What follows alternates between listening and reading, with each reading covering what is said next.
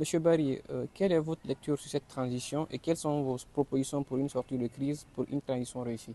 Vous savez, cette transition, ce n'était pas un souhait. Notre souhait, c'était quoi? C'était que M. Alpha Condé organise des élections et qu'il renonce à se présenter en respectant la constitution sur laquelle il a juré, la constitution de 2010, sur laquelle il a juré 2 fois d'affilée en disant je respecte, je jure de respecter, de faire respecter la loi en cas de parjure que je subisse les rigueurs de la loi. On pensait qu'il allait le faire, mais il a tenté parce que pour eux, si M. Alpha Condé n'était pas candidat et que le président Cellou Dalein soit candidat, il allait prendre le pouvoir très facilement.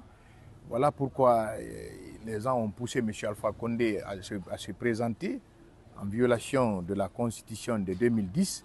Et vous savez, même M. Saloum Cissé à l'époque avait martelé qu'il leur plaisait peut avoir un candidat, mais sans Alpha Condé. Mais les extrémistes ont pu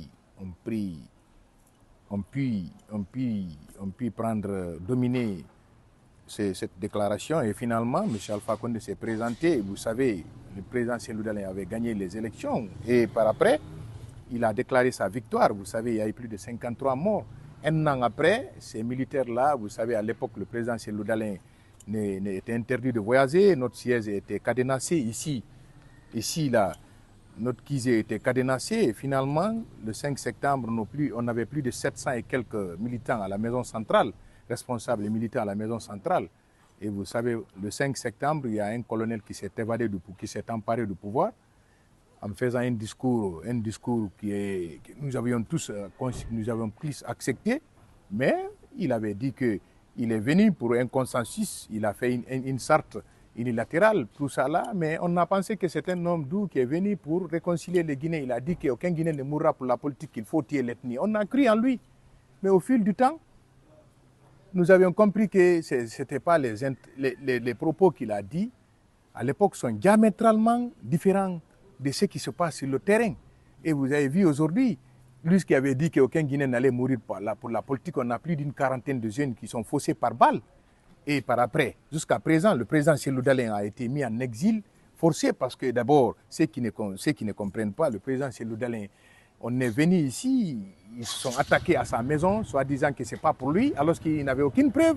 Lui, il a tous les documents qu'il faut pour qu'il prouve que c'est sa maison.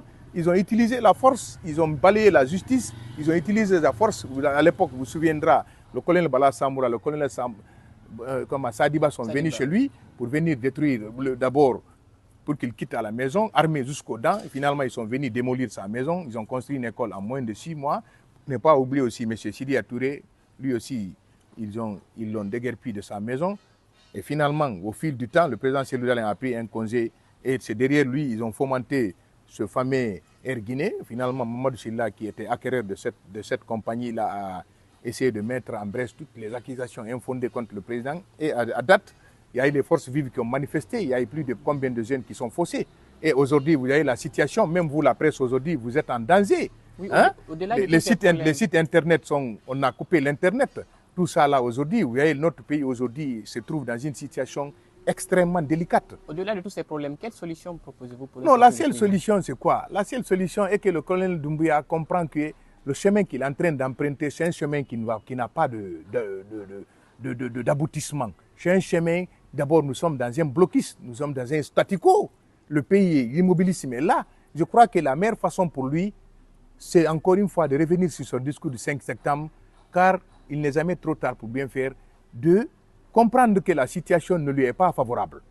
Il s'en prend à tout le monde, la presse, les activistes, les politiciens, tout le monde aujourd'hui sur le dos de Colonel Mamadi Doumbouya. Il va de soi que, pour moi, la seule solution, c'est de revenir à son discours, d'appeler les présidents Cellou, les Sidia, et pour un apaisement, afin de revenir, dire qu'est-ce qu'il faut, parce qu'une transition, c'est un consensus. Une transition n'est pas une transition, on ne gère pas une transition dans le mépris, dans l'arrogance, dans l'irrespect des autres. La transition, c'est un pouvoir passager.